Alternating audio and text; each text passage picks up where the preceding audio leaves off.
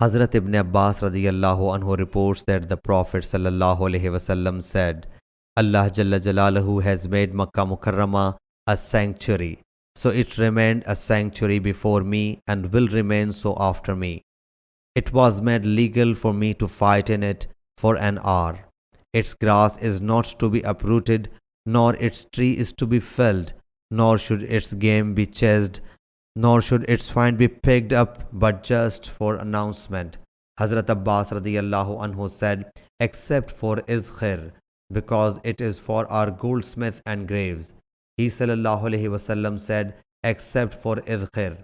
Hazrat Abu Huraira radiyallahu anhu has reported from the Prophet sallallahu alaihi wasallam for our graves and houses, and Aban bin Saleh has reported from Hassan bin Muslim that Hazrat Safiya bint Shaiba heard the same from the Prophet sallallahu alaihi wasallam.